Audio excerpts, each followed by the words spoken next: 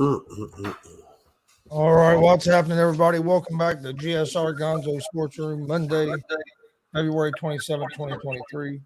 I'm Chris Gonzo'S, joined by Tony Gonzo'S. How you doing? Oh, pretty good. It's hard to believe this month is already over with. Man, first 2 months of the year flown by. Also joined by Jay McLovin. How's it going tonight, Jay? It is going extremely well. Boston is no longer number one in the NBA. It has now been relinquished, and it is now the Milwaukee Bucks for the time being. What a time to be alive. Poor Pride must be really sad over there right now. I say that makes you pretty happy, doesn't it? Well, you know what they say. Misery loves company, and if I'm sitting at the bottom of the totem pole. Jay, Nuggets going to win it all. You know, you never know, man. In this league, hey, anything can happen. As long as you heat up at the right time. Phoenix ain't out of it. Hey, wait till they get Durant, man. What's he going to do? Frankie says Lita is champ again. Let's go. She was off the ocean. Definitely needs to go back in the training and get ready for Mania. Yeah, she was moving slow motion. Yeah, she was definitely a little slow. Well, how old is Lita? Is she up there in the years? I'm gonna guess 50. Oh wow, well, she's 50 damn years old. What the hell do we expect? I mean, we know she ain't gonna be great, but she could have been a little bit more prepared. I mean, damn, I don't even know if any one of us could get out there and do half that mess. Hey, I know me at 50 ain't doing that, man. 47. 47. You 47 still, man. But she ain't been in the ring. Oh, it's been a while. Well, so I think she wrestled maybe last year, but maybe one time. But I mean, really full time, it's probably been, I don't know, over 10 years. Hey, how's it going, Glenn? Yeah, the Indian Raw was good. New tag team champions. And I think that's the end of damage control because I don't think so. You don't think so? I think at Mania is going to be 6-woman tag. Okay. That's what I think. Well, that's true. After Mania, I think they're going to break up over the way that Bayley kind of just forced them into that tag team match. Yep. I might have spoke too soon, man. Dang, now it's 69-65 Bayley with 34 come on seconds. now. I don't need to hear that. I know, man. Hey, I hope I didn't speak that too soon. Jeez. What's up, LeBron? That's what I told, hey, Frankie, that's what I told Dad. I said, damn, Trish still looking good. I tell you what, old Frankie's not glad to hear about is old Braun out for a few weeks with that jacked up foot of his. Yeah, the Lakers are a half game out of the final playoff spot since the Pelicans lost tonight as well. But now they're going to have. It looks like LeBron's going to miss at least 2 weeks at the minimum. Hey, now you should just tape that some bitch up. They were saying that in the group chat. That's exactly what they were saying back in the day, man. Hey, people would just tape up that foot and keep on rolling, man. But not into today's NBA. In today's NBA, they're a bunch of softies, man. You get a hangnail, man. Hey, you get a hangnail, man. They're talking doubtful, out for half season.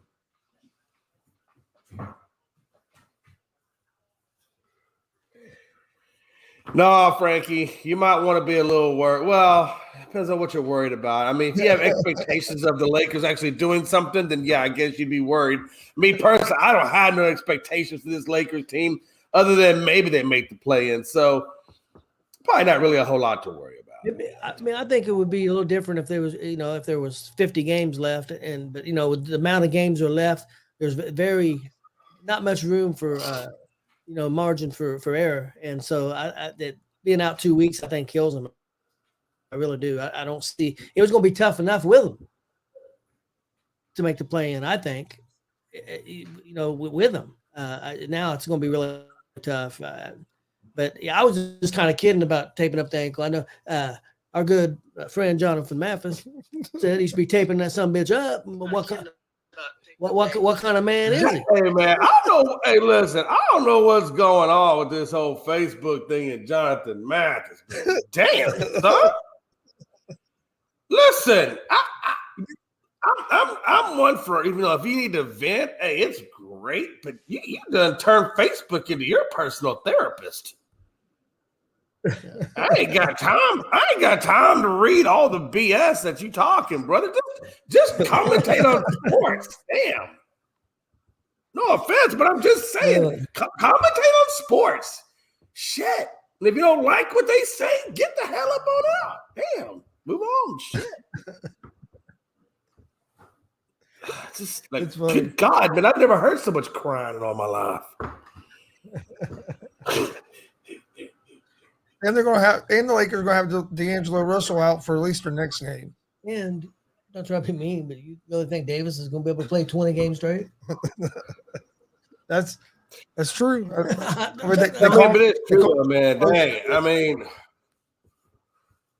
I don't know. I mean, it depends on what your expectation for this Lakers team is as to whether or not, hey, granted, mad props. Hey, Lakers, I thought you were dead. You did a couple of moves here and there. You brought in some marginal pieces. You put it together, and now you probably will maybe snag that play-in spot. But let's be real, man. I would say if AD and Bron can give you quality minutes and stay on the court in the playoffs, they may have a legit shot. Yeah, but what is the chances? What's the realistic? Look, Gonzo, you guys know betting lines. I mean, what do you think the betting line would be on that happening, honestly? Avoid it at all? It's probably plus 2,000. Look, I can tell you. Well, now, if he's out 2 weeks, how many games is that, Jay? 4, 5, 6 games? Oh, easily. So, like I said, they only got how many games left? 23? 20 games left. I mean, we're down to the handful of games. That's what I'm saying. Honest. With no more games that's left, it's going to be really tough for them to even make the play-in with LeBron out, in my opinion. I'm not saying it can't be done. Well, the crazy thing about it is, like we were talking on the afternoon show, well, hell, they're only 3.5 games out of the number 4 spot if they could get their crap together. The problem with that, I mean, that's true, but the problem with that, you got so many teams in front of you. Oh, I understand. So right now for the Lakers to win the NBA championship is plus 5,500. So it's even a lot higher than what I thought. Frankie, throw a $10 bill on that, man. Man, Frankie ain't throwing no $10 bill, man. That's weed money to him. He don't. Look, let me tell you something. There's a few things Frank will give up $10 for. That's probably not one of them. I think I can comfortably say that. But no, man, I'm just saying. Look, man, these dudes are not that far out. I mean, for crying out loud, they're half game out of being in the 7th spot in the last playoff spot. Really? You said New Orleans? Did New Orleans win or they lost? I thought that's what I heard earlier on the radio. New Orleans lost tonight. They're half game. They're literally half a game in front of Portland. Yeah, they're half game in front of. Or no, excuse me. No, they're dead even with Portland, but Portland has them by 0.001 of a winning percentage. So it's literally these dudes are damn near tied at the 10th spot. Wow. And then freaking A, you got and then LA's a half game out of the damn play-in spot. Yeah, out of play-in spot. Jeez. I don't know, man. I mean, who do the Lakers play next? That might give us an idea. Yeah, Glenn. You're right. Especially if we need to. Pacers need to get going on this road trip. They're getting ready to go on and at least go 500 on this road trip, and then come back home and win some games, and they'll have a chance of making that play. It just sucks that they had that injury. I don't think if Halliburton gets hurt, I think they'd be still about the 5th or 6th position right now. So tomorrow, LA gets Memphis. Yeah. Memphis is an 8.5 point favorite. Man, they got Memphis, OKC, Minnesota, Golden State, and then back to Memphis between now and the 7th of March.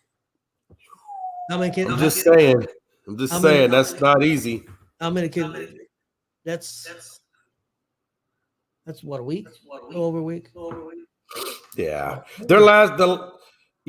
You're right. A little over a week. Then their last game is April 9th.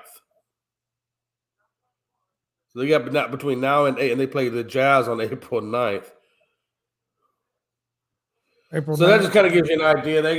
We still got about another month and a week left to go in the season. So if he misses 2 weeks, it's Braun and that crazy foot of his. You never know how long that dude's going to miss. And then when he does come back, how much is he going to be available to play? Really, how much do they want to play him going into the playoffs if they are in position? yeah, that's in the another playoffs? I think they're not going to. I don't think you have a choice. I think you have to play LeBron because of the toughness of their schedule. I don't think I'll be honest with you. I don't think the Lakers make the play-in. Looking at their schedule right now, I don't think they make the play-in. They got a lot of tough teams to go through. Next 5 games, how many do they win? Shit, maybe I think they win maybe 2. I think that's all. His, I mean, is that what you think, Gonzo? Or they're going to lose to Memphis. They might beat OKC. They'll lose to Memphis. They might beat OKC. I think they lose to Minnesota. I think they lose if they don't have Braun there. I think they lose to Golden State. That's what 4 out of the 5 right there. Yeah, you're saying. And then you got Memphis right behind that. So now you're looking at 5. They're probably going to lose 5 out of the next 6. Damn, Frankie, it's over. Jay saying nothing. It's done. Frankie, it's over. I mean, I'm just saying, realistically speaking, without LeBron James, that's your 5. You got Memphis twice. You got Golden State. You got Minnesota. All of those teams are better than LA when Braun is not on the court. Unless Malik Beasley just has a game, and Mo Bamba and guys, them support guys, have games of their lives. That's what they're going to have to. They're going to have games of their lives to really pull out even 500. That's a lot to ask of a new group. I mean, I'm not saying it's impossible. I mean, that's a lot to ask. Because the group's been together what? 2 weeks? 2 weeks? A couple weeks. Look, man, as long as Memphis doesn't sustain any injuries, I mean, Memphis should have a field day with this damn LeBron James-less team. You would think so, but also things can happen. Also thought some other teams would have field days tonight and they got their asses whooped. Shit. Yeah. NBA. I was bad in NBA. So the Pacers, did they play tonight? I didn't check. I'm sorry. I know you went through the scores. They didn't play tonight. So where I haven't even looked at the damn Pacers lately. Where are they sitting at right now? I think they should be in the playoffs. No, they're right outside. They're right outside the play-in. Oh, they're on the outside. Are they in the 11th spot? Hold on, I'll tell you. No, 12. Oh snap! Yeah, they felt when Halliburton got hurt, they fell apart. Yeah, I remember when he got hurt, they were sitting around the 6th or 7th spot. And we just haven't been able to recover since then and get back on a roll. They're 6 games out of the 7th spot. We lost in overtime the last game to Boston. You're sitting behind Chicago.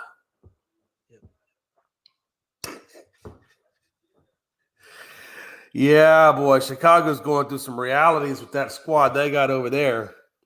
Speaking of tragedies, geez, man, the last of the official Mellows went down. LaMelo Ball went down. I think he broke or fractured his ankle or something to that effect. So, yep. Man, hey, LeVar's got some grandkids coming up. Tonight's been a night of injuries, man. You've had LeBron with his foot. Then you have Melo Ball with the ankle. Then you have Lux from the Dodgers with his knee. You hear about that? Him having to get carted off the field. Wait, who is this? Gavin Lux for Los Angeles Dodgers. No, he's jacked up. He's from what I'm hearing. He said he heard a pop. So that's God, that sounds like he's talking about an ACL issue. Oh, that's terrible. That's terrible. That is. It says Ball fractured his ankle in the Hornets. I forgot about the Orlando win. What'd you say? Oh, I'm sorry. No, I was just saying, yeah. So it does. So Ball's fractured his ankle. Yeah. I wonder how many. How long that's. Obviously, he's got out for the season. You will not see him. If they brought him back this, that'd be crazy. But so we're probably looking at next season. But I wonder. Yeah, he's gonna take that motherfucker up and play next game. Shit. Hey, listen. No, he'll be out the rest of the season. Hey, sometimes you gotta know when to cut your loss, man. And the Ball family does not have a lot going on for themselves right now. You gotta know when to fold them. Man, you gotta know when to fold them. Know when to walk away. Know when to run. You better count your money when you're sitting at the table. Jesus, drink with that monster? Oh, LeVar trying to sell those $456 tennis shoes. Now he can't sell a $2 pair of flip-flops. Oh, shit. Yes, you have that. That's a big injury. That's a big injury for Charlotte, just because for the fact, and for Melo, just because it seems like he hasn't been able to stay healthy and stay on the court. It hasn't been like no serious injuries till this. It's just been like little nagging injuries. It kind of keeps derailing him. And then now you get a major injury.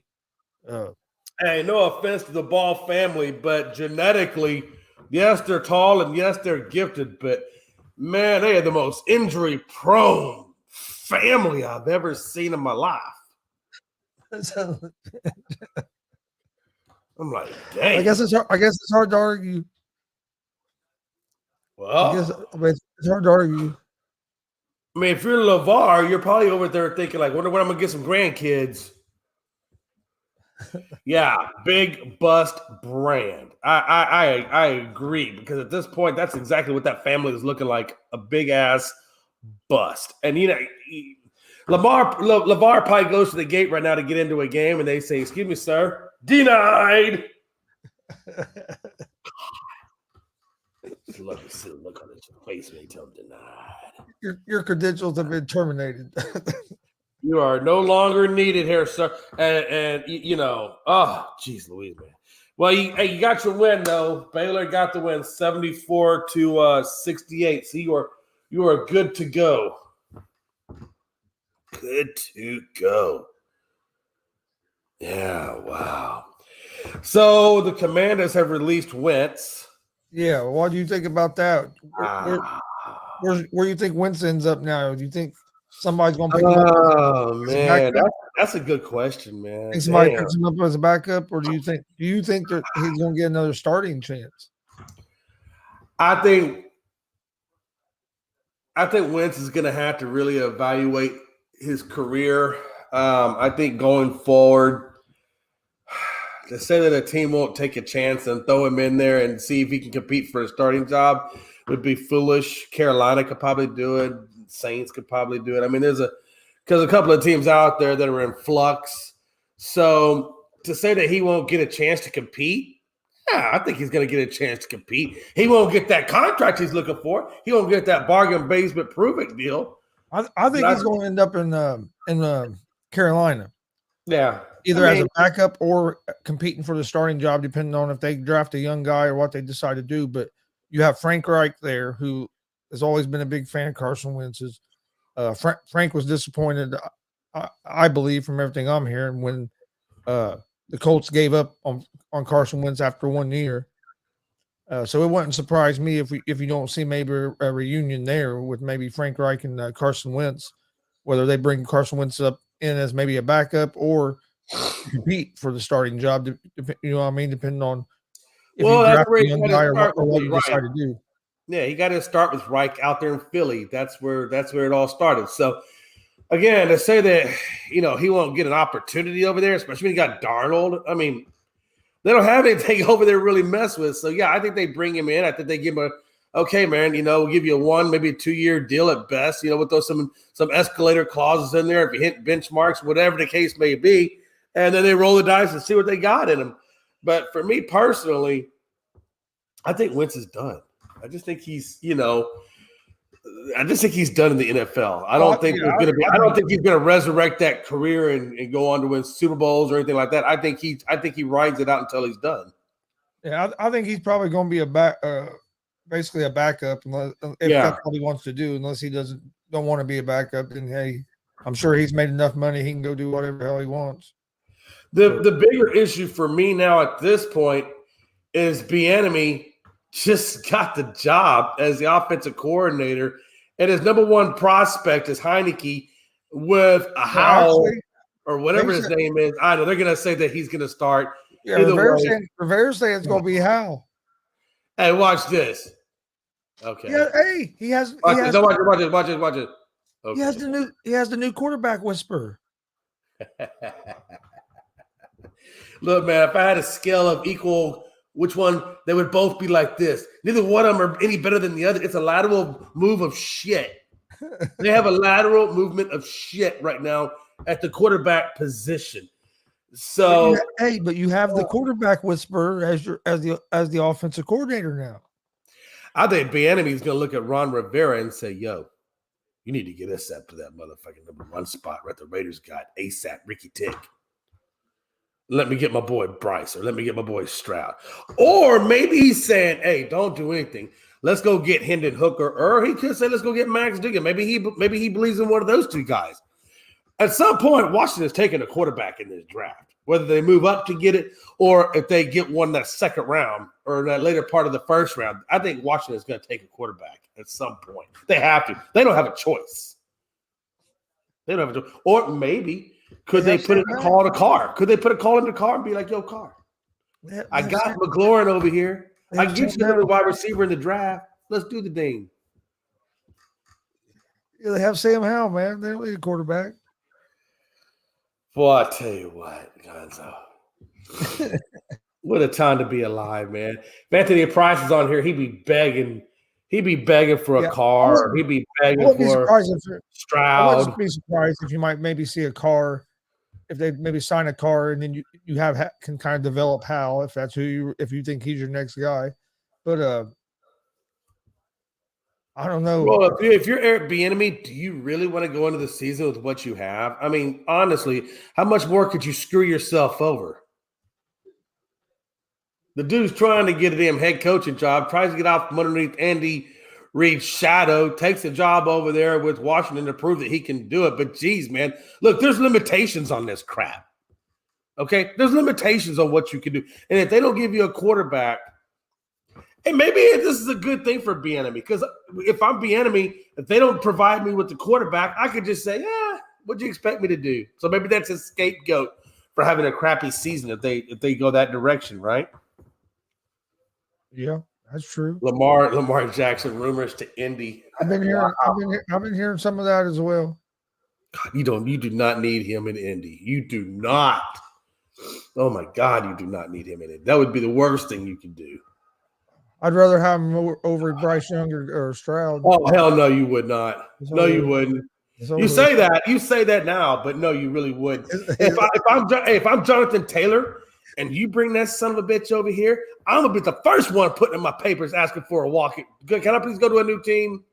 Because I ain't never gonna see The Rock now. That dude's gonna try to be a playmaker every damn one. I'm never gonna see. You see The Rock?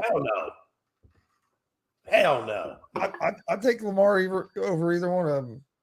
I take. Listen. Hey, look. A fool and his money are soon parted. If you want to take that avenue, what about Aaron Rodgers? I take Aaron Rodgers. The Colts want to bring him in.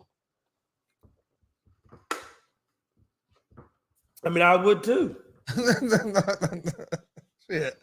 I take it for. I would too, but if you tell me you're going to take Lamar with what you have and the makeup of your team, well, I'm assuming if you're going to get Lamar, you're going to put some pieces around him, or no? I mean, don't matter who your quarterback is. But that's what the Colts have been trying to do since Andrew Luck retired. Is just throw any and everybody in there rather than looking for organizational fits. But the thing is, they've been getting old guys. Lamar's not an old guy. I understand that, but that's even more about guys that everybody knew there was no anybody in there. I mean, they've been getting guys that everybody knew was basically done, other than Rivers. Rivers played good. He got us to the playoffs. Should have won a playoff game. You know what, Chris? I changed my mind. I hope Lamar Jackson goes to Indianapolis. No, seriously, I hope he goes to Indianapolis because then when he goes there, because you want me to you realize that what Uncle Jay was telling you was the truth. You're gonna look back on it and be like, you know what? I remember when Uncle Jay was over there drinking them monsters and chewing them chewables. He was right. Damn it! Hey, he might not know a damn thing about wrestling, but he was right. That's messed up, Jay. Wish misery on me. Hey, I didn't wish the misery on you. I was trying to keep you from going into the misery, but for some reason, you guys out there in Indiana, man, y'all just want to put on the misery. So you know what? And I think it's because you're really super close to the state of misery. I think you got to get away from the state of misery, and you'll be okay. Look, Gonzo, I lived in the state of misery for a hot minute, and I hated that state. I think Lamar Jackson. Depending on what kind of contract you're going to give him as well.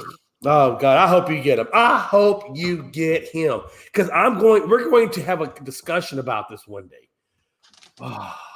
I'd rather be able to say, yeah, that's exactly what I was getting ready to say. But hey, beat me to it. I'm not trying to keep that either. I mean,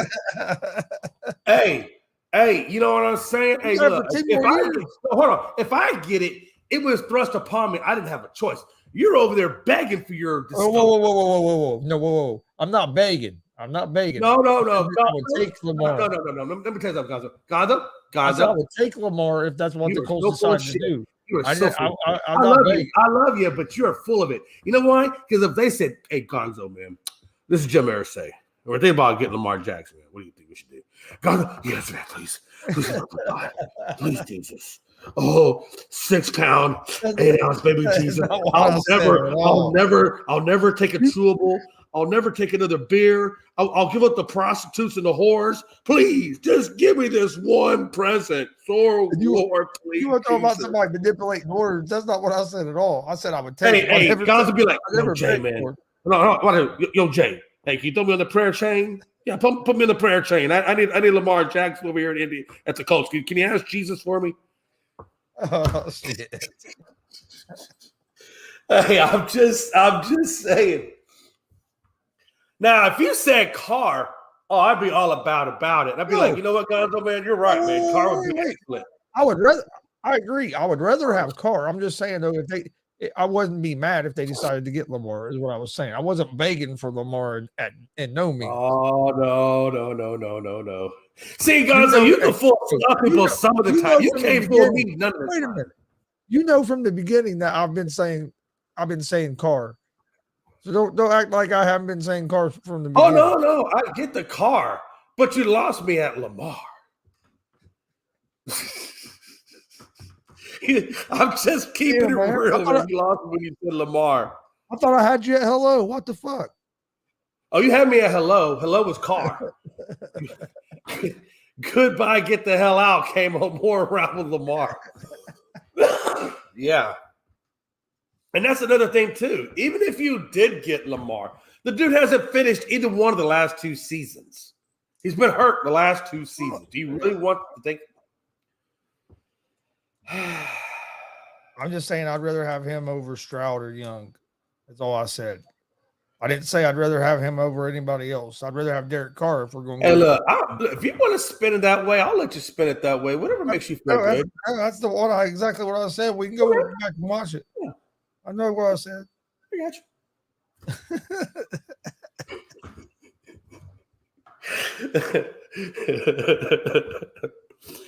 Oh, man. The Atlanta Hawks hired Quinn Snyder in what had to be the fastest coaching hire in NBA history. I just wonder, number one. Hire an interim guy, and then 2 days later, hire a head coach. It's like, do you think they talked to Prutney and Prutney's like, "Hey, yo, man, I appreciate the interim tag and all, man, but I just want to kind of chill." Lamar, Dak, I don't want either one. People keep saying that. I keep telling you it's a lateral move, man. Either one of those quarterbacks are just not good for me. Neither one of them. Honestly. What happens if Dak leads the Cowboys to a Super Bowl this year? If he leads it to a Super Bowl this year, then clearly I was wrong, and I owe Dak an apology. I feel comfortable that's probably not going to happen, so I'm okay with my skin with where I'm at. He said, "I'll reevaluate the situation and go from there." I mean, you know what I'm saying? I mean, look, if you ask anybody, if you go to Vegas odds right now, I don't know what the Cowboys' chance of getting the Super Bowl are, but I guarantee you they're probably not that great. They're probably medium. I said they're probably medium, medium odds. Maybe like, I don't know. What's considered a medium odds, Gonzo? 12-1 would be horrible. So what would be like a I would say they're probably close to 50 plus 50,000. Hold on, I'm gonna see if I think I can find. I would have to say that the betting odds on the Cowboys are probably right in the middle. They're middle of the road. I don't think they're bad. I don't think they're great. They're probably right there in the middle.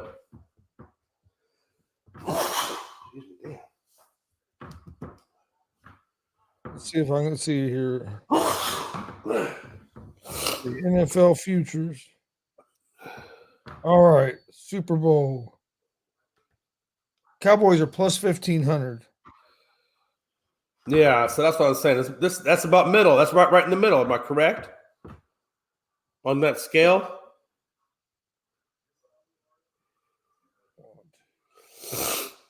No, they're actually the 6th favorite. They've been saying that. They said that last year too. Oh, Cowboys are number 6 favorite, and the Cowboys didn't even make it out of the first round. So I don't know how we got to 6th favorite. Favorite are Kansas City at plus 600, Buffalo Bills at plus 850, Eagles at plus 900, Bengals at plus 900, 49ers at plus 900, Cowboys at plus 1,500, Ravens at plus 1,600, Chargers at plus 2,000, Jaguars plus 2,500, Detroit Lions plus 2,500, oh wow, Jets plus 2,500, Rams plus 3,000, Dolphins plus 3,000, Green Bay plus 3,500, Cleveland Browns plus 3,500, Broncos are plus 3,500, Saints plus 3,500. That's crazy because I thought they would have had, especially with Jacksonville getting Calvin Ridley, that they'd be better than 2,500 compared to what they did last season and how they left it last season. And that was year one under an actual real developmental coach. They're plus 2,500, but they're also the ninth favorite. So I mean, they're still top half of the league favorite. Yeah, I'll tell you, man, the Jaguars depend on. I mean, when they get Calvin Ridley, however well Calvin Ridley fills in with the chemistry and the philosophy of the team, hey, that Jacksonville Jaguar team is going to be scary. They're going to get second. It's going to get fits. They're going to get second in the AFC South.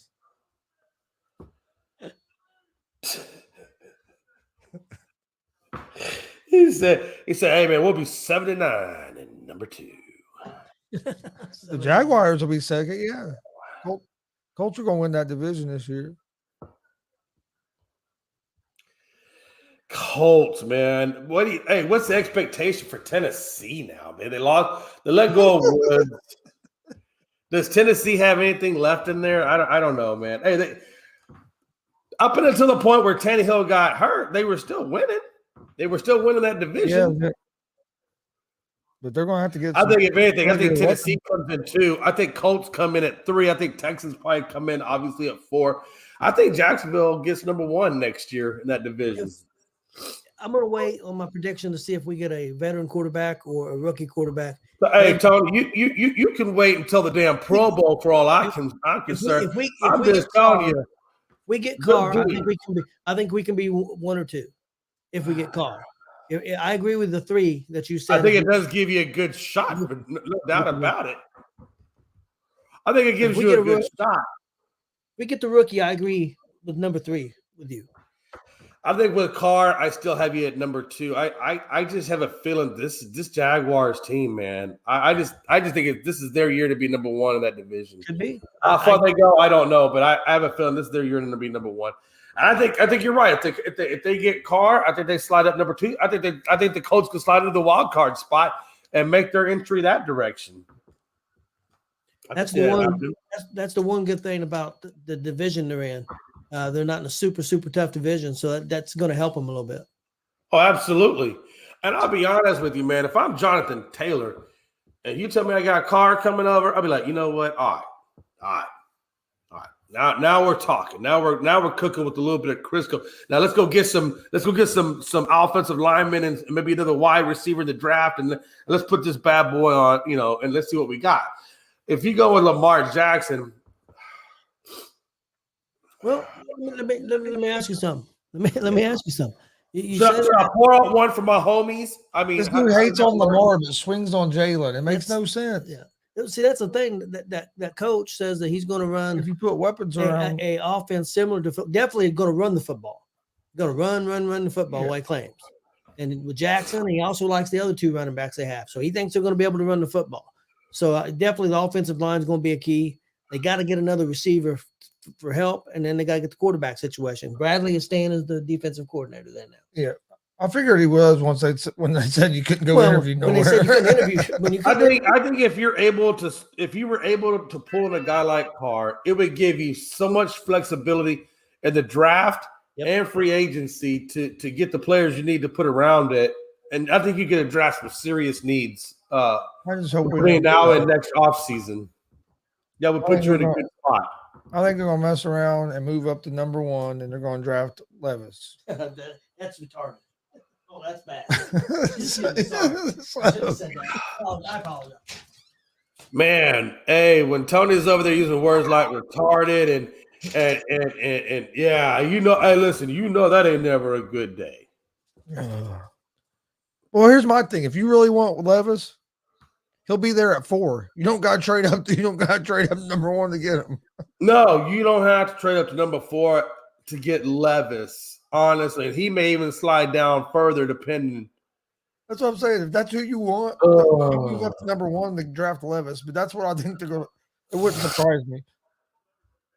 When I hear about the Colts moving up to number 1 and you talk about Levis, all I can think of is that moment in draft day when old boy says, "Oh God, let him screw this one up." When you're talking about the coach over there in Jacksonville, and he's like, "Hey, he doesn't have the number 1 pick. I do." Or something like that. It was the number 6 pick. He don't have the number 6 pick. I do, and I'm getting. Oh God. Sorry about that. Yeah, because he goes, and I want goddamn David Putney as well. David damn Putney, just the hell of it. Man, hey, I'm just saying that's what I can see the Indianapolis fan base. Well, that's my thing. If you want to take Levis, that's fine, but not number 1. Not number 1. I think you could get Levis at. I think you try to move back and maybe 7 or 8, and you get Levis and maybe pick up another pick. Maybe somebody wants to get up to 4. Yeah, I don't think you need to take Levis at 4.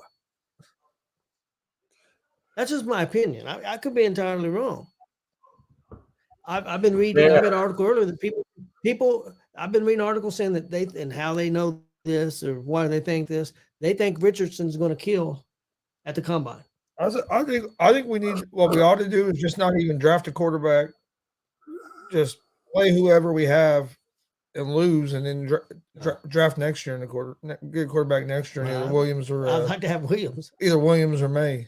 But yeah, I mean that wouldn't be bad either. To be honest with you, I'm going to embrace Jay's take. He's been rooting for the Houston tank all year. Fuck it, Colts, go ahead and tank. Let's get, or just take for 2 more years.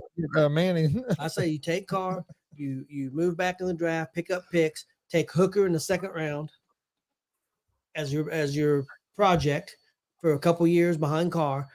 That's what I would do. Hey, you can always go get Daniel Jones if they decide not to franchise tag him and let him go. I hope Daniel Jones ends up with the damn Dallas Cowboys. Oh man, I hope he ends up with that big horseshoe. Just because you said they pick him up, they decide to get rid of Dak. Hey, you know what? And if that happened, I'd be like, you know what, man, and bring Jason Garrett back. Yeah. See, that's the thing. It only stings. It only stings when it's fresh and when it's new. I've been dealing with this since Quincy Carter, Chan Gailey, and everything in between. There's nothing the Cowboys can do at this point that's going to get my meter going this direction. I mean, trust me. If they went and got Daniel Jones, I'd be like, yeah, okay. Call my dad and tell him, well, I guess I won't be wearing the jersey for a hot minute. I mean, I'm in a depression, Bill. Don't mess around, bring in Baker Mayfield. God. You know what? You get Baker Mayfield, and hey, he reinvigorates himself, and then he goes and plants that flag or something. So I mean, hey, listen, you never know. We can turn around some Baker now. Hey, listen, give us Baker. Bring that boy back home to Texas. Let's go. Oh, I forgot he was a Texas guy. I shouldn't even mention Baker. Damn it. You don't understand, man. In the damn state of Texas got everybody, man. What do you think we do? We procreate and just put people out into the world willy-nilly like. That's what we do. Yeah. All my family on my dad's side's from Texas. That's where all the X's are. Don't you know that? That's why you hang your hat in Tennessee. Waco, Dallas, and Fort Worth. Well, neither one of those places are far off from the border. I mean, hey, it is what it is. He said that was the first entry point on the van line. Hey, I've got relatives that can speak any English. Hey, listen, my aunt is 100% Italian, and I remember one time she went across, and they wouldn't let her back. She swore. She's like, "I'm not even Mexican. I'm Italian." Well, you look Mexican. So you ain't got a driver's license. You can't go. So my mom had to drive from Houston all the way to Laredo and take her damn driver's license so she could come back across the border. To this day, I give her a hard time about that. I don't know if you've seen it. Have you seen the movie Born in East LA? Yes, I have. Yes. Who's the president of the United States? John Wayne? That's awesome. That dude jumps in the back of the bushes and it winds up being the back of a pickup truck. Yeah. Oh my God, that had me laughing so hard. I need to go back and rewatch that because that really is a damn hilarious movie. It is hilarious. Anything with Marin or Tommy Chong in it, I promise you, man, you're gonna be laughing. I'll tell you another one's funny. I'm gonna be laughing. It's called. Have you seen the one with Cheech with shrimp on a Barbie? Yeah. Oh God, it's funny. I probably have seen it a long time ago. I had to go back and rewatch it. It's pretty funny too. I'm telling you, anything with Cheech Marin in it, dude. I'm telling you, that dude was freaking amazing. Oh, Gonzo, man. Baseball season, man. We got, I don't know what to expect, man. I think my guys are going to be okay, but, man, it's going to be interesting, man, to say the least. Last time I looked, Cincinnati was getting killed earlier today when I was watching. Tell you what, though, they haven't looked too bad in spring training, though, really. They're hitting the ball better than what I was expecting. So if that can carry over into the regular season. Well, the first two games, not this game. They got to be 13-2 today. First two games they were scoring runs. They didn't score. It's hard to really get into spring training too, man, because right now it's so many minor leaguers that we're testing out to see who's what. That it's almost like watching the expansion college games because you don't. Yeah.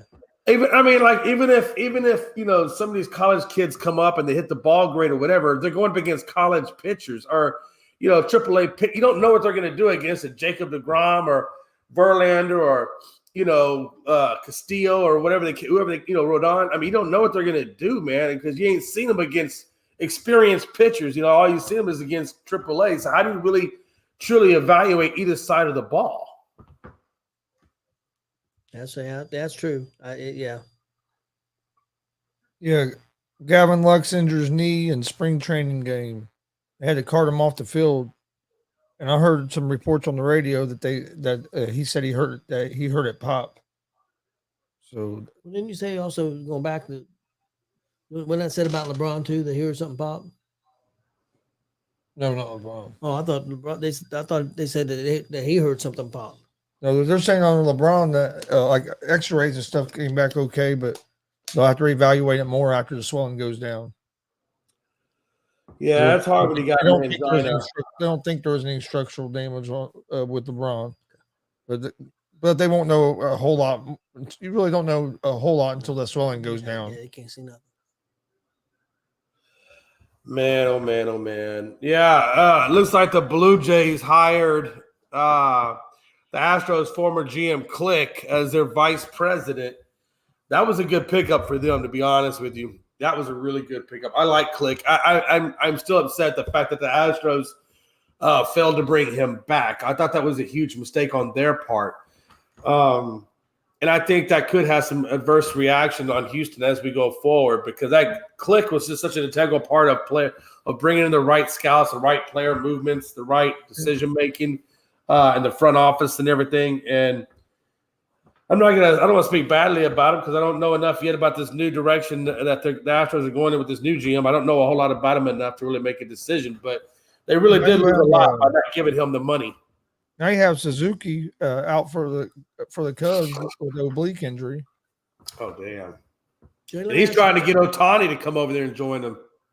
Glasnow has a oblique injury as well.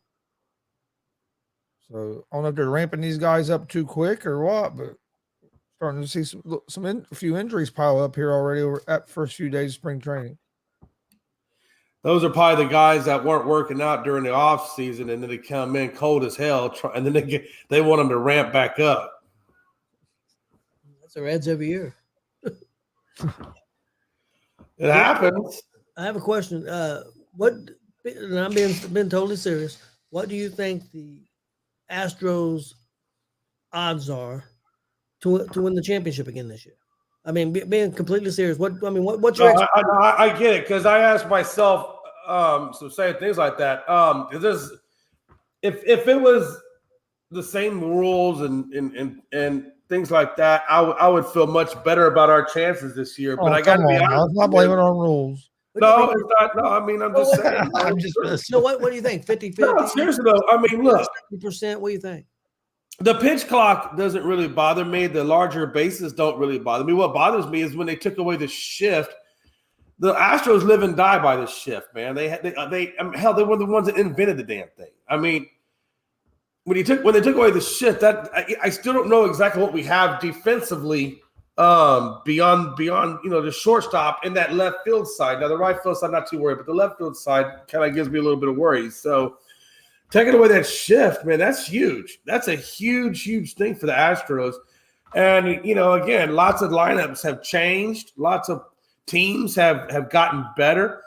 The one thing I've noticed the most is throughout free agency, everybody has brought in hitters and everybody has brought in starting rotation. I have not not to say that there haven't been some middle relief guys moved, but not to the point where it makes any of the other teams that were competitive last year in the playoffs that much better than they were last year.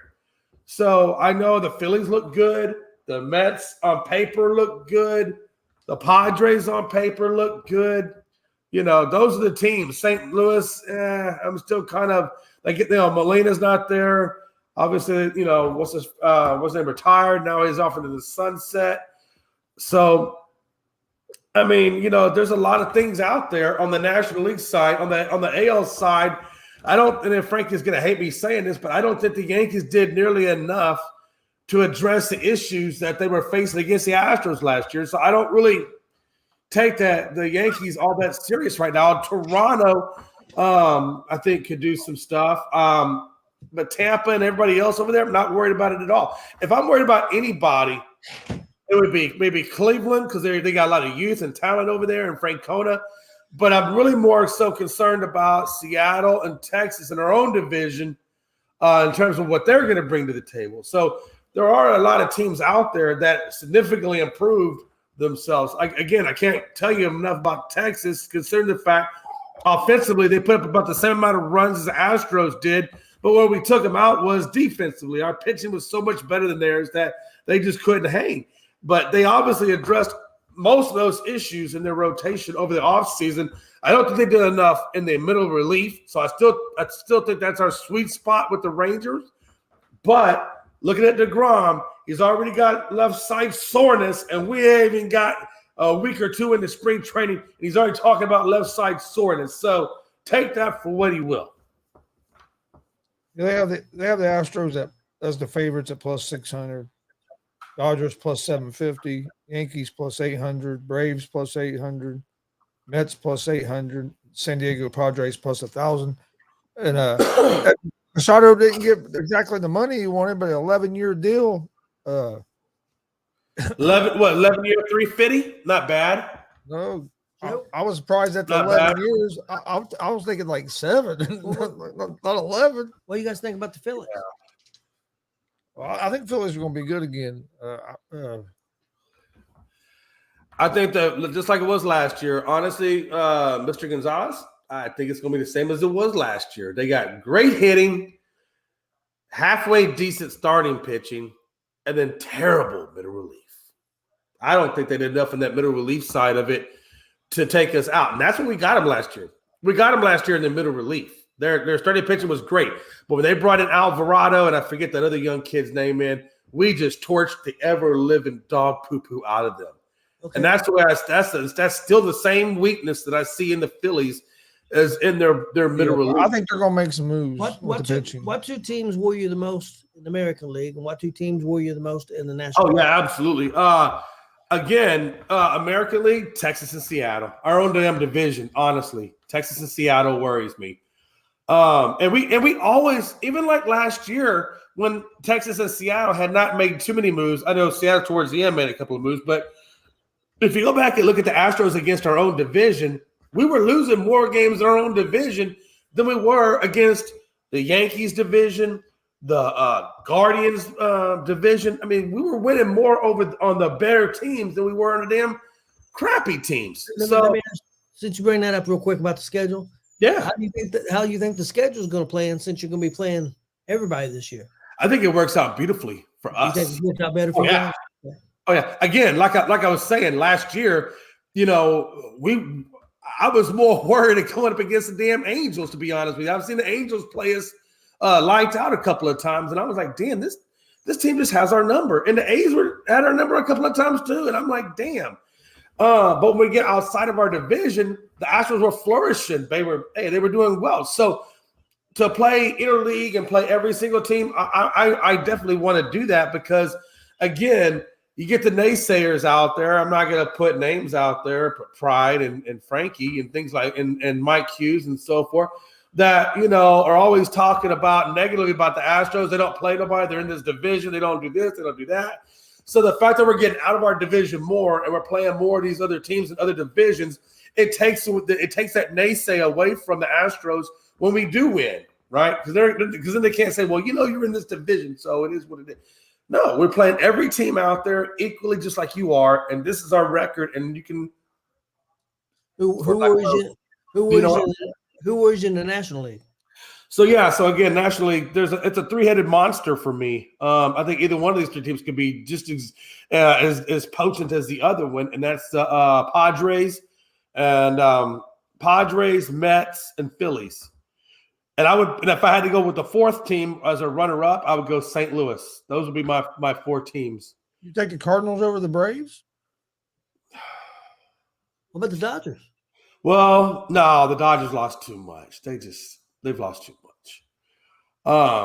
Not that the Dodgers won't be competitive, but I don't look at them the same way as I do everybody else, honestly. Yeah, you're right. I mean, the Braves are a team that could sneak up to. I put the Braves and the Cardinals about the same.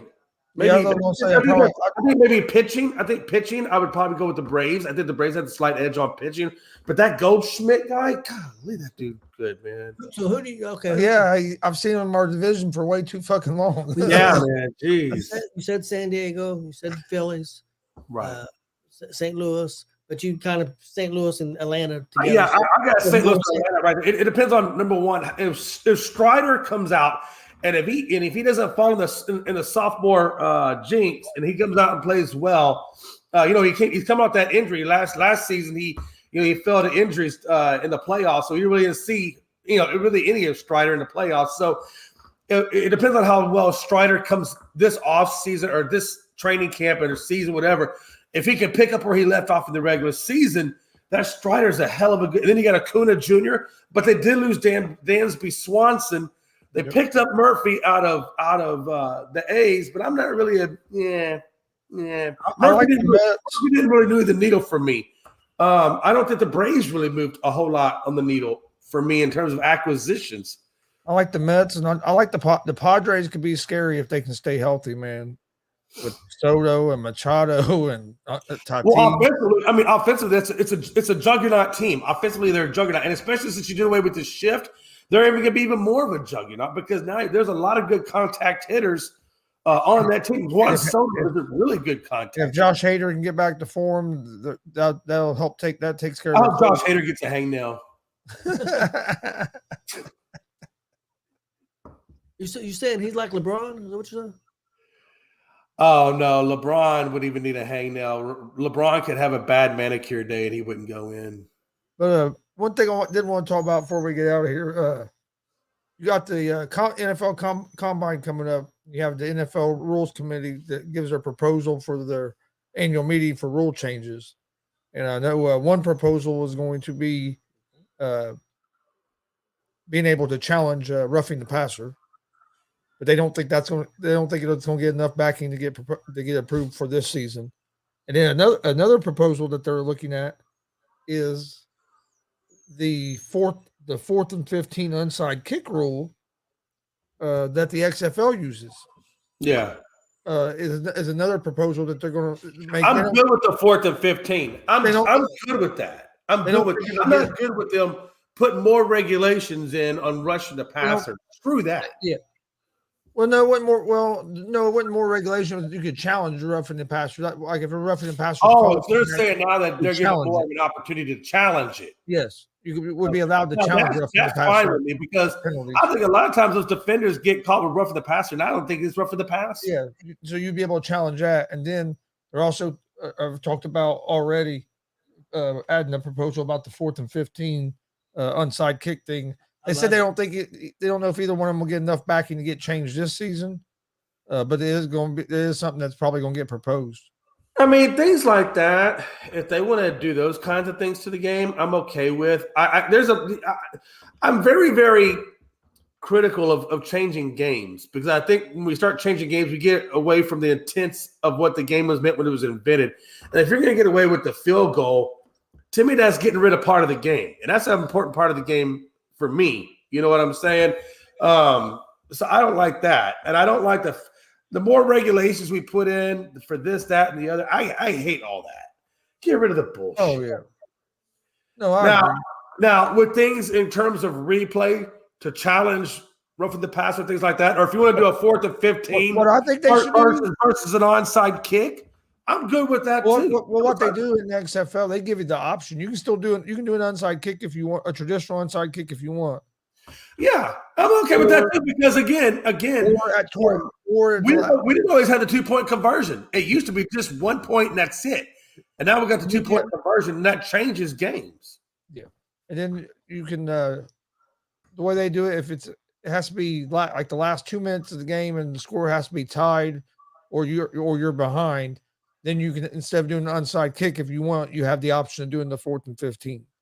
I don't mind that too because the 4th and 15 is a damn hard thing to do. And you do it from your own 25. Kick, so you do it from your own 25, and if you don't get it, that team gets the ball at the 25.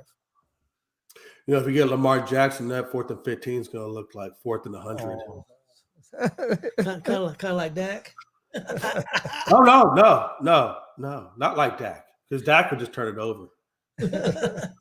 He won't even go out on the field. He'll just be like, you wouldn't get to the 4th and 15. Hey, Dak would look at Mike McCarthy and say, "Yo, man, you really should go for that onside kick. We got a much better return ratio on that." What I think the NFL should do is go to the challenge rules like XFL as well. You get one challenge. Yeah, but you can use that challenge on anything. You can. Like say there wasn't a penalty called and you think there should have been, you can challenge that if you want.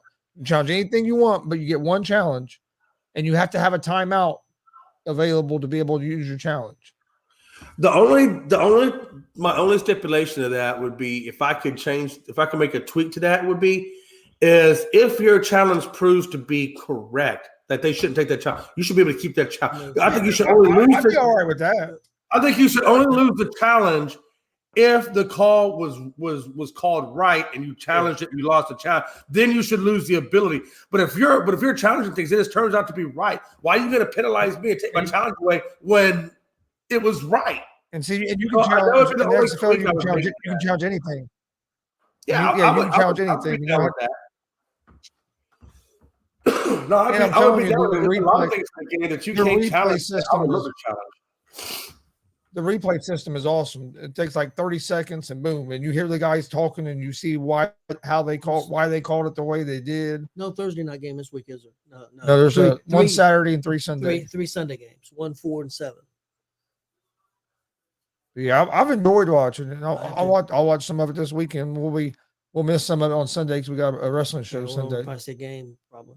The last one. Hey, what day does March Madness start up again? I know we talked about that. I swear to God, I thought I wrote it down. March. Is it Thursday, March? I want to say the 18th, but I know it's that week, that Thursday. 18th. Right. So we got the combine starting. Right. So we got the combine starting Thursday, and then once that combine is done with that weekend, then we get ready to roll into March Madness. Yeah, because I think that's right, because I think the Big Ten tournaments the 10th and 11th. Yeah, and then that next week would be the tournament. Yep. Wow. Jay, I had a question. Hey, we're about to get into some busy weeks, man. Hey, there's a lot of things getting ready. Like I said, XFL will be coming to an end at the end of March, and then we got April. We got USFL. So, geez, Louise. Oh, by the way, Roughnecks. Let's go. Hey, Jay, I had a question for you real quick. See if you can do it pretty quick for me. Your top 5 NBA players of all time. Oh, God. Yeah, we've done this a billion times. But if you I just want to hear your 5. I haven't heard it. Your okay. 5. All right, hold on. I got to see it written down because I'll say it wrong. Today's top 5 is LeBron James. Hey, you want to shit I'm having trouble. No, man, look, my all-time. You know my all-time. I can't get my number 5. I got my 4. I'm going MJ number 1. That's just it's just MJ. I will give LeBron number 2. Now this is where it starts to get tricky because there's a lot of players you can put into this.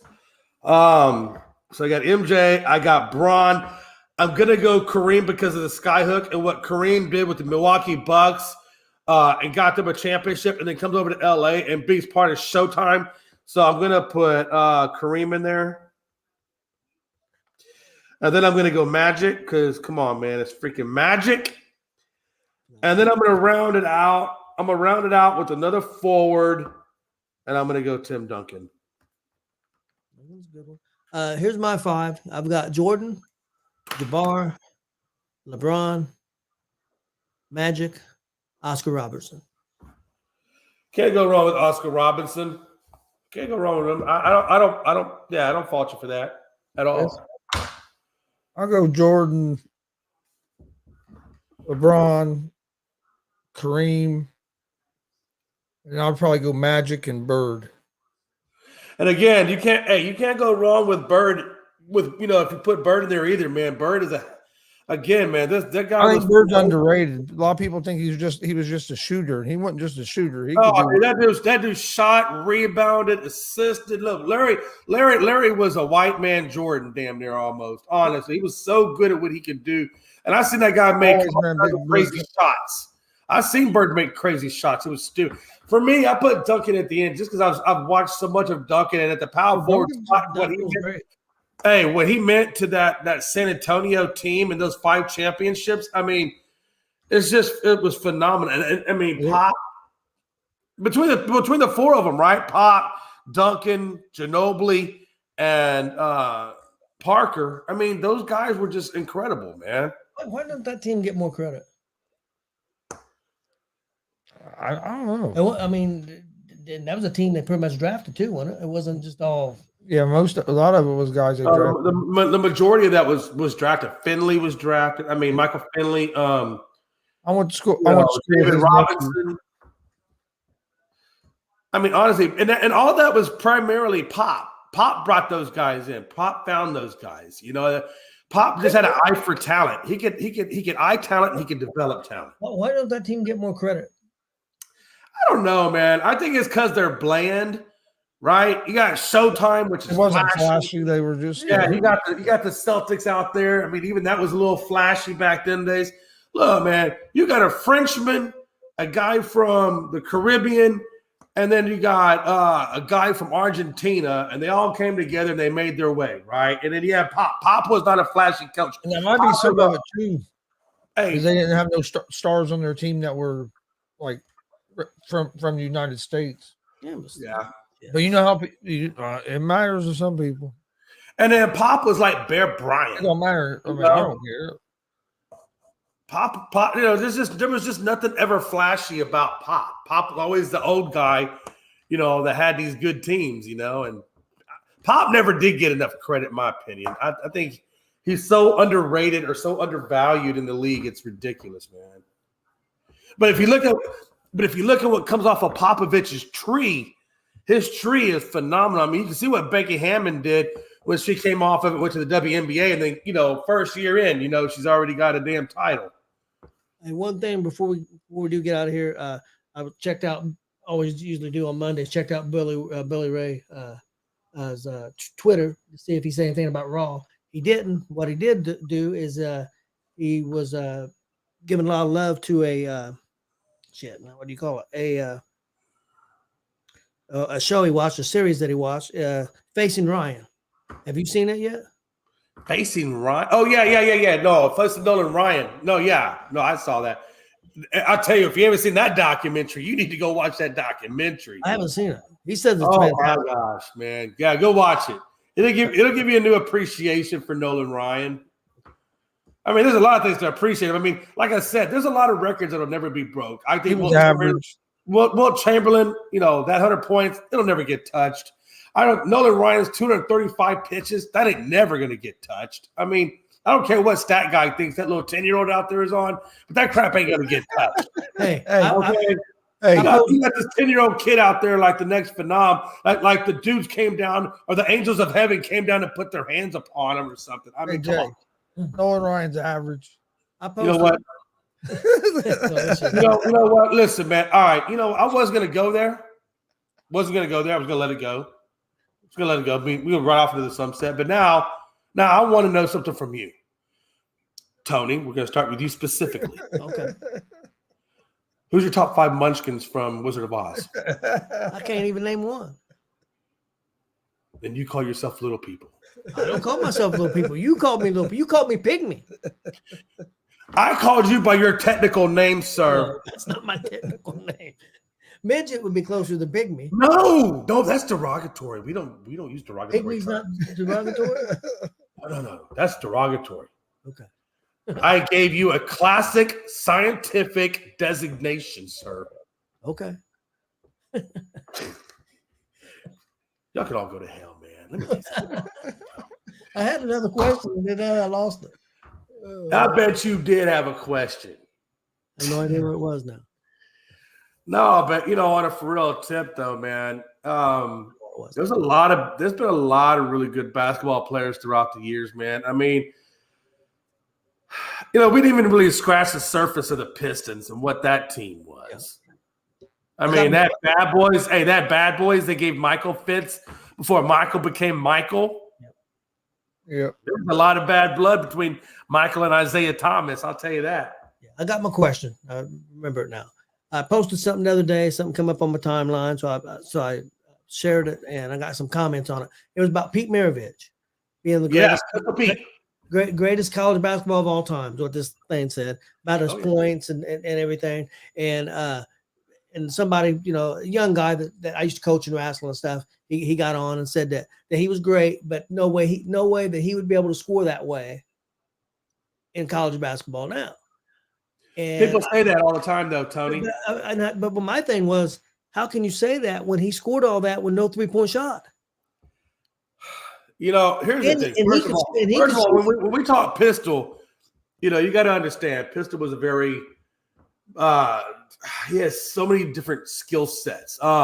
Shooting was one of his skill sets, no doubt about it. His ball handling, primarily, if you ask me what I remember most about Pistol Pete, it was the way in which he handled the ball. He had hands, and he had quote unquote handles before Kyrie Irving ever knew what a handle was. You know what I'm saying? Yep. Pistol Pete was the pioneer of the Kyrie Irving handles style of point guard. It all started from Pistol. So you got to know where your lineage comes from. And then don't disrespect your lineage, telling it that the lineage can't compete in today's BNBA or today's college because we're in two different eras. That makes absolutely zero sense. I think that's like us saying, well, LeBron couldn't be LeBron if he went back and played with Jordan. We all know that's not true. But why do we know it's not true? Because the human race evolves with sports. It evolves with the times. So just because I was raised in this era, well, I'm going to play like that era. If you raised me in this era, I'm going to play like that era. So when people sit there to try to compare eras, it's just ridiculous. Well, see, my thing is Maravich could shoot from outside. So he did. So even though he shot from outside, he didn't have the advantage of the 3-point shot. Look what he could have scored. I agree. And what would they have done if they would have turned Bird loose and said, knock down as many threes as you can? Where would Steph Curry be at this point? Those records are manipulated. Don't get them records twisted. And that's the thing about it. A record is only as good as the era in which the record was made. Because you can make that, again, the game changes. And as the game changes, so do the record books. You know what I'm saying? Like, if you put Steph Curry back, I think the game has changed for the worse. I think the game has changed for the worse, though, myself. Oh, I think they've all changed for the worse. I still got hope in baseball because baseball, for the most part, is still kind of hanging on to what the game was based off of when it was first came out. Football, basketball, way too many stipulations, way too many. The game is just so gravitated so far. Well, basketball's got so damn soft. You can't even. You can't even touch a guy. See, most guys would tell. Okay, let's. I'll use Pride as an example because he's a young guy. He's probably going to say that these guys' skill level is so much ahead of everybody else. I disagree with that. I think their athletic level may be ahead of these guys 15, 20. I don't think their skill levels are because they don't play basketball. They don't play team basketball. They don't pass. They don't do the things. I think a lot of that, though. Okay. Again, go back and look at the Pistons and Bulls. Go back and look at the Celtics and Lakers during those times. And you're going to see rivalries that are just incredible rivalries. You don't see that anymore nowadays. There's no true rivalries. Now it's gotten, instead of this team being this team's rival, it's almost like, let me get this big three and this big three, and then the big threes can have a rival. That and everybody's buddy anymore. Yeah, I don't like that. I don't think competitors should ever be buddy like that. That's another good thing. You said competitors. There's not that many people with competitive heart anymore. Right. It's changed. No, I mean that's absolutely correct. You know, I mean, look at the Utah Jazz back in the days of Karl Malone and Stockton and Hornacek. The Rockets couldn't stand them, and they couldn't stand us. I mean, we were back and forth rivals forever. Same thing with the Spurs. Hated the Spurs. Still hate the Spurs. You know. But you just don't see those kinds of rivalries. Living in football. Redskins, Cowboys, Steelers, Cowboys. I mean, Cowboys had a lot of rivalries. Eagles had a lot of rivalries with other teams. Green Bay and Chicago, Green Bay, Minnesota. You know, you don't see those great rivalries anymore, man. They just don't exist. It's better than football than basketball. I mean, I think football's a little bit better than basketball for sure. Yeah. What about baseball, football? What do you think? Baseball, football? I think football. Baseball, the only reason I say not so, I'll say more football than baseball because baseball has changed so much. Different teams have gone into different conferences. Yeah. Like I said, the Astros, you know, our biggest thing used to be the Mets and Dodgers.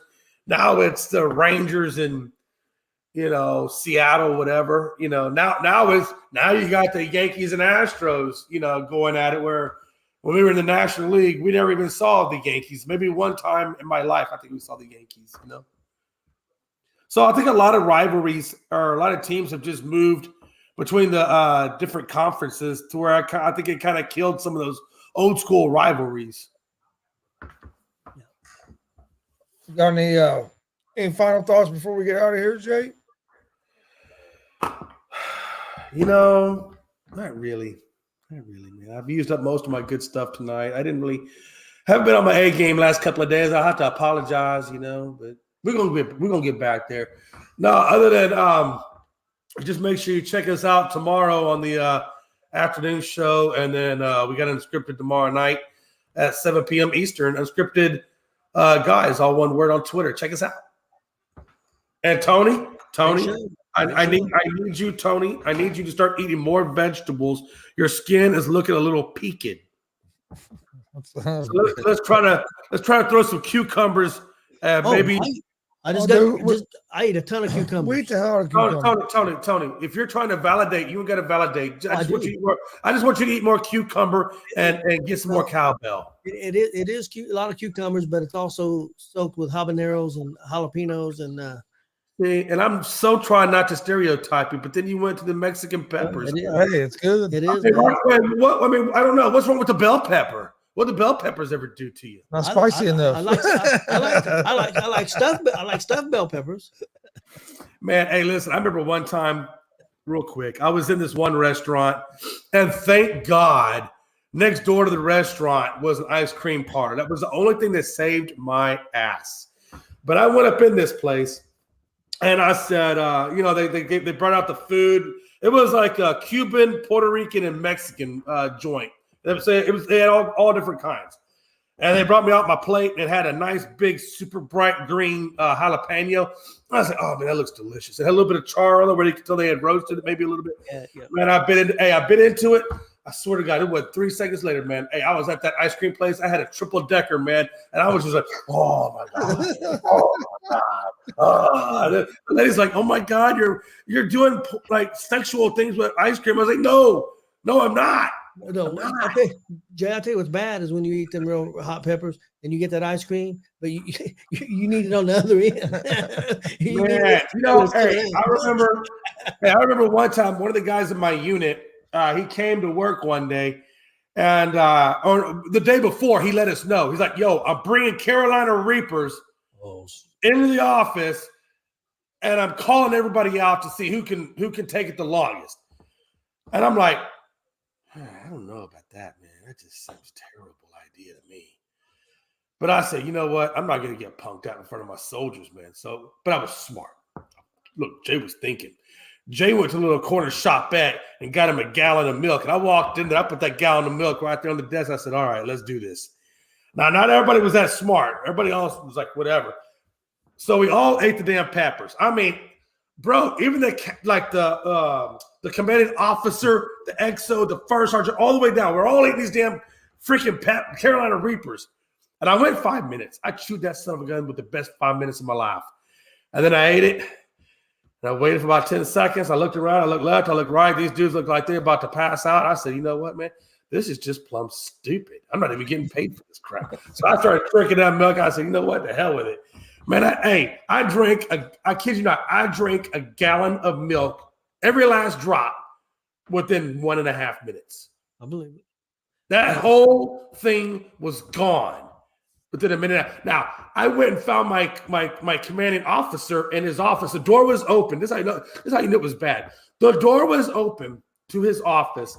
He had one of those big 55-gallon trash cans in the middle of his office.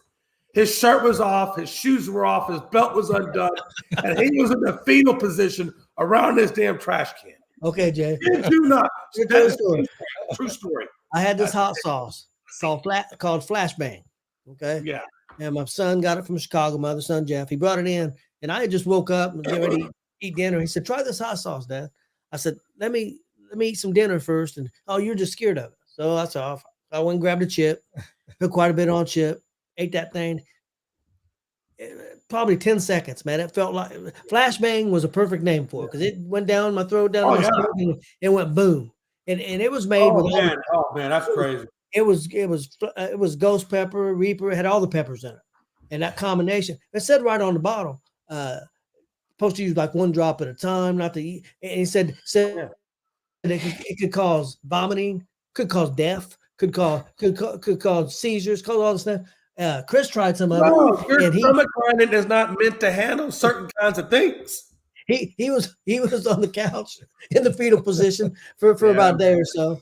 But anyway, I took it to work at Walmart and told them guys how hot it was. They wanted to all try it, and they all tried it. About killed all of them. And anyway, a couple of days later, I had a refrigerator. Guy was told about it, and I went back. I never had lunch. I went back to work. He came in and said, "Hey, where's that hot sauce?" Tony got it. Somebody said it was in the refrigerator. And he said, "Yes." I got another guy showed him where it was. So he got a tablespoon. Filled up that tablespoon. Tony put over there. Hey, Tony over there putting people on workman's comp. Well, wait. This other guy told me, said, "I don't think you should take that much of it." Tony said it was really super hot, and Tony can eat hot stuff. So he said, "I know what I'm doing." So he took that tablespoon.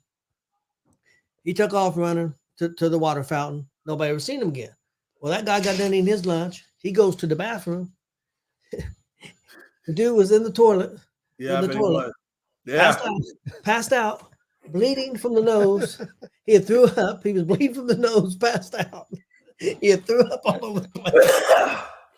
What do you do? Do you go there and kick him and say, "Hey, no laying down on the job"? No, I didn't know nothing about it after this all happened and stuff. And he was bitching. I said, "It's your fault." I said, "I didn't tell you to eat." I said, "I didn't even talk to you about this hot sauce. Somebody else told you about it. It's your fault." I've had some experiences with some hot shit. Because God knows Tony left a vial of death in there, thinking that nobody was going to try it. There was a manager that got to try it, and he tried it, and he took another bite of it, and he said, "Oh, that's not too bad." He left. Well, he went straight, and he hid in the bakery. And there's some lady who was working the bakery right now. She told me, said he drunk 5 cartons of milk, and he was drinking it. He was sweating. I guess he took off his shirt. He said, "I don't think I'm going to make it." He thought he was going to die. He thought he was going to die. Hey, look, there's a reason. No, I'm serious. I know exactly what you're talking. I've seen it online a million times, and they even have a place down in St. Augustine, Florida. It's nothing but a store filled with this crap. Yo, Chicago and they got little testers. You can test everything out in the store before you leave. Oh yeah, we went. Dude, there's a sign that says caution. Overexposure or too much of this product will kill you. So some of it was you had to even try it or buy it. You had to sign a form. Look, man. I've had a hot barbecue. If you're sign a form for anything. Hey, I had a hot barbecue sauce at Rib Fest. Look, man. If I gotta sign you had to stop. Hey, they had one you had to sign. You had to show you're 18 and sign for a fucking hot barbecue sauce. Well, I walk up there and put some on my finger, not wait on my food. Oh, dude. Puts it in his mouth, it explodes in the stomach. He about kills him. But the sad part is, Jay, we go back the next year. I done it again. And the moron done it again. I said, "What are you doing? Why would you do that again?" Well, then we go back the next year, and he's over by the bar. He don't do it again. But he watches this guy go up, do the same thing to him, and just laughs at the dude. I said, "How can you laugh at the dude? You did it twice." Because I knew what he's about ready to feel. Oh, yeah.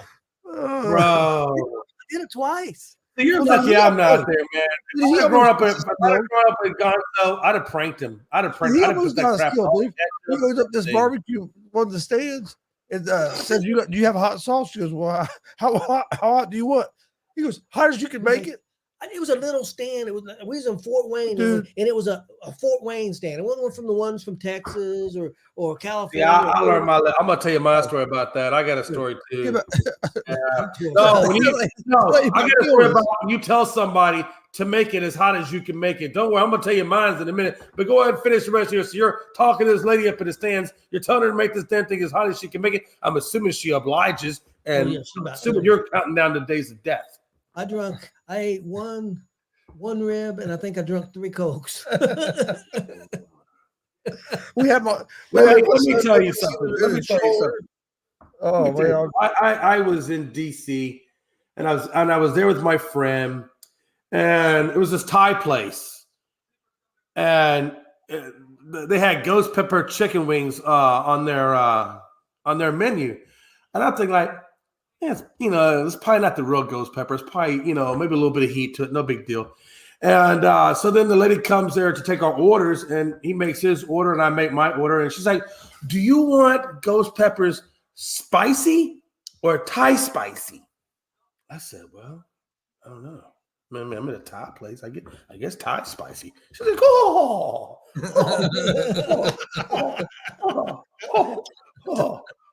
you, no problem. My friend's like, bro, I don't think you should have said that. He goes, you know, Thai food is already pretty freaking hot. I don't know if you should.